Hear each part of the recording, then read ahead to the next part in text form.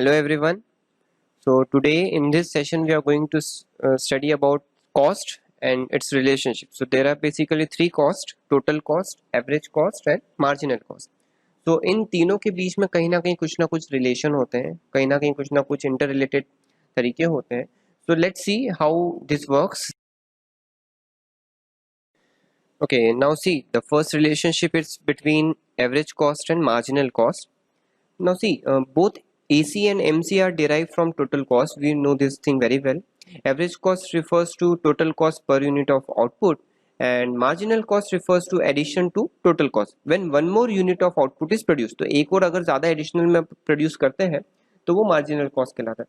Now see, you can see in the graph both MC curve and AC curve, they are U-shaped curve. इसका reason होता है law of variable proportion. अगर आप एक product को ज्यादा इनपुट्स बना लगा रहे हो उसको बनाने के लिए, तो आपका एवरेज प्रोडक्ट भी जाएगा और आपका मार्जिनल प्रोडक्ट भी जाएगा. But at far is concern of total cost, वो हमेशा टोटल प्रोडक्ट वो हमेशा बढ़ता रहेगा. नाउ सी, एसी और एमसी के बीच में रिलेशनशिप हम दोनों तरीके से देखते हैं. पहले हम एमसी के बेसिस पे देखते हैं.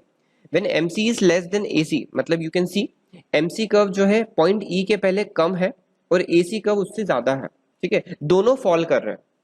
जितना आउटपुट बढ़ेगा दोनों क्या करेंगे, फॉल. इसमें कुछ भी, सिर्फ इसको समझने की जरूरत है कि how they the graph is there. Graph में किस तरीके से कर्व एक दूसरे को इंटरसेक्ट कर रहा है, इसमें और कुछ नहीं है. So you just concentrate on the graph.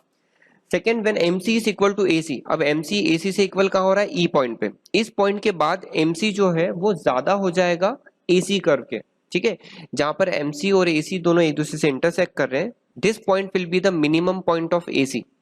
Always remember, this point will be the minimum point of AC. You can see in the graph. When MC is more then AC, AC will be rising with an increase in output. तो ये वो situation है जब MC जो है वो ज्यादा रहेगा AC से, और इस केस में AC will also be rising और MC will also be rising. ये तो था MC के पॉइंट ऑफ व्यू से. Now let's see regarding AC, average cost. When average cost is falling, marginal cost is less than average cost.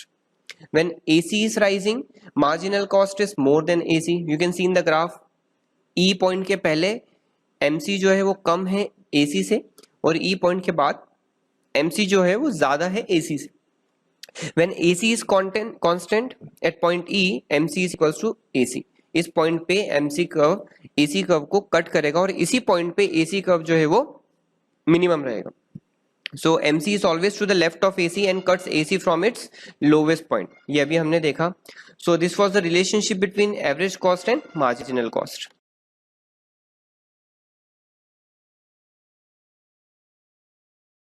Now next relationship is between average variable cost and marginal cost. Both AVC and MC are derived from total variable cost. AVC भी total variable cost से निकलता है और MC भी total variable cost से निकलता है. Why we said कि MC will be considered under total variable cost? The reason is, total cost में सबसे ज्यादा असर किसका पड़ता है, टोटल वेरिएबल कॉस्ट का. क्यों? क्योंकि टोटल फिक्स कॉस्ट जो है वो हमेशा फिक्स रहती है.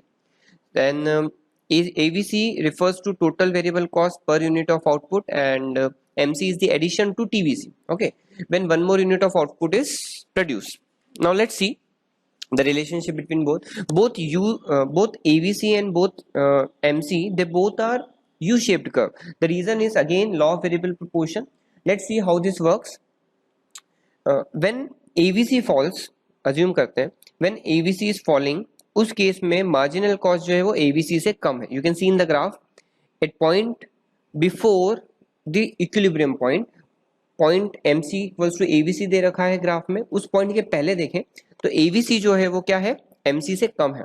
व्हेन AVC राइजेस, जब AVC उस पॉइंट को कट करने के बाद, इंटरसेक्ट करने के बाद राइज हो रहा है, तो उस केस में MC is more than AVC. When AVC is constant, constant कब होगा, जब MC will be equals to AVC, that is it is the lowest point of AVC curve. Same जो हमने पीछे वाली AC और MC की जो हमने वो देखी है रिलेशनशिप, उसी से मिलती जुलती रिलेशनशिप इन दोनों की.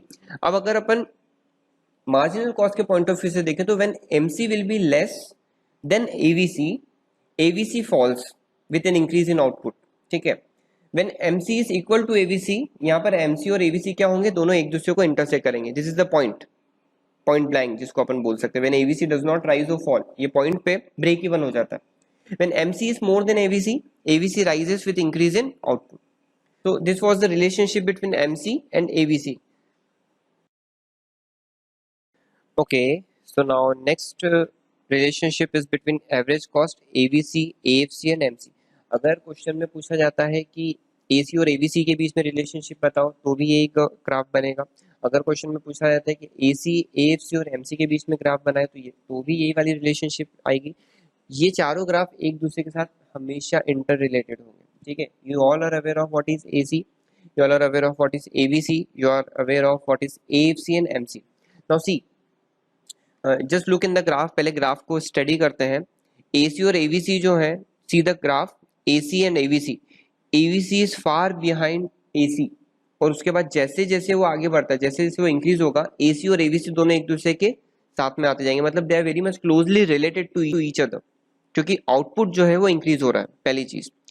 दूसरी चीज, अगर मैं AC और AFC के बारे में बात करूं तो जैसे जैसे आउटपुट इंक्रीज होता जाएगा, AC और AFC एक दूसरे से दूर होते जाएंगे. You can see in the graph, AC का कर्व देखो ब्लू लाइन और AFC का कर्व देखो बिल्कुल डॉटेड लाइन से स्टार्ट किया है. पहले वो क्लोज है, बट जैसे जैसे आउटपुट हमने बढ़ाया वैसे वैसे वो एक दूसरे से क्या होते गए, दूर होते गए. This is because something like output अगर आपने जल्दी से बढ़ा दिया या आउटपुट जो है आपको बढ़ाना पड़ा, so this will be the case. Now see, AC will always be greater than AVC by the amount of AFC. हमेशा ध्यान रखना, फिक्स कॉस्ट हमेशा फिक्स रहेगी और वेरिएबल कॉस्ट में चेंज होगा. तो जब आउटपुट बढ़ाते हैं तो फिक्स कॉस्ट भी बढ़ता है. सॉरी, जब आउटपुट बढ़ाते हैं तो वेरिएबल कॉस्ट भी बढ़ता है. अब वेरिएबल कॉस्ट से एवरेज कॉस्ट ज्यादा रहेगा.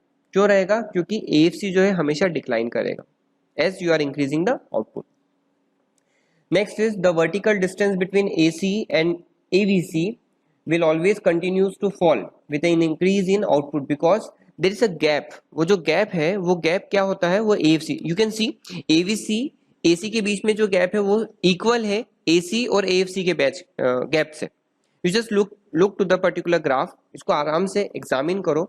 AC और AFC के बीच का जो ग्राफ है वो डिस्टेंस जो है वो इक्वल है AC और AVC के बीच के ग्राफ में.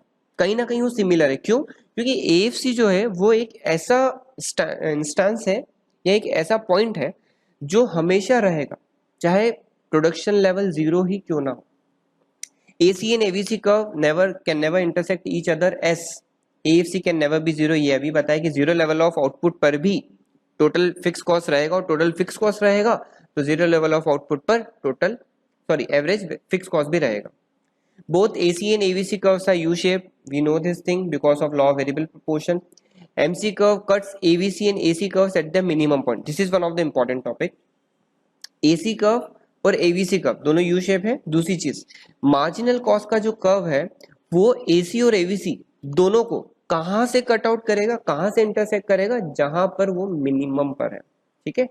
सो जब AC डिक्लाइन करेगा तो MC will be also be declining but more than AC. When AC is increasing, MC increases faster than AC. Since MC is declining faster than AC, it reaches to the lowest point. और यहीं से वो MC क्या करेगा, उसको cut करेगा और यहीं से वो इंक्रीज होता जाएगा. So this was from the point of view of AC, AVC, AFC and MC. Whatever I have given you orally, you just make a note of it.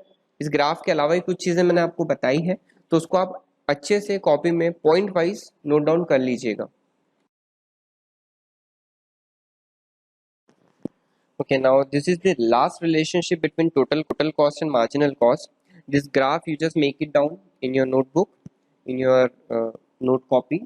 Now see, the graph is related to total cost and marginal cost. We all are aware that what is marginal cost. It is the cost which is addition to total cost when one more unit of output is produced, and MC is always calculated on behalf of TC or on behalf of TBC. When TC rises at a diminishing rate, when TC rises at a diminishing rate, मतलब जब TC increase होगा decreasing rate पे, उस समय पर MC क्या होगा, decline होगा या डिक्रीज होगा. पहली चीज देख लो, टोटल कॉस्ट का कर्व जब Q पॉइंट के पहले इंक्रीज हो रहा है, उस पॉइंट के नीचे वाले ग्राफ में देखें अगर हम मार्जिनल कॉस्ट में, तो Q पॉइंट के पहले MC जो है वो डिक्लाइन कर रहा है. First point clear. When the rate of increase in total cost is increasing eight an increasing rate, तो उस समय पे MC will also be increasing. Q point के बाद देखो टोटल कॉस्ट का कर्व, और क्यू पॉइंट के बाद देखो मार्जिनल कॉस्ट का कर्व। इस पॉइंट के बाद total cost is increasing at a higher rate और marginal cost is also increasing. ठीक है, क्यों इंक्रीज हो रहा है? क्योंकि आउटपुट हमने बढ़ाया है, इनपुट भी बढ़ाया होगा तब भी जाकर आपका आउटपुट भी बढ़ा है। ठीक है, अब आते हैं पॉइंट क्यू पे। At point Q total cost stops increasing, वो एक स्टैग्नेंट पोजीशन पे आ जाता है और मार्जिनल कॉस्ट जो है वो लोवेस्ट पोजीशन पे आ जाता है। तो इस पॉइंट पर ना ही किसी को नुकसान हो रहा है ना ही किसी को फायदा हो रहा है। ये पॉइंट हमारे लिए ब्रेक थ्रू पॉइंट रहेगा। इस पॉइंट के बाद ये पॉइंट एक तरीके से इंक्रीजिंग और डिक्रीजिंग रेट को डिफाइन कर रहा है। So this is the point where total cost is stagnant and Q is the point where marginal cost is minimum. Clear? इस पॉइंट के बाद अगर अपन देखें तो टोटल कॉस्ट भी इंक्रीज करेगा, मार्जिनल कॉस्ट भी इंक्रीज करेगा। इस पॉइंट के पहले अगर हम देखें तो टोटल कॉस्ट भी डिक्लाइन करेगा, सॉरी टोटल कॉस्ट भी इंक्रीज करेगा बट डिमिनिशिंग रेट पे, और मार्जिनल कॉस्ट डिक्लाइन करेगा। So that's all from the point of view of your relationships between the graphs. You just study it harder. Thank you and have a nice day.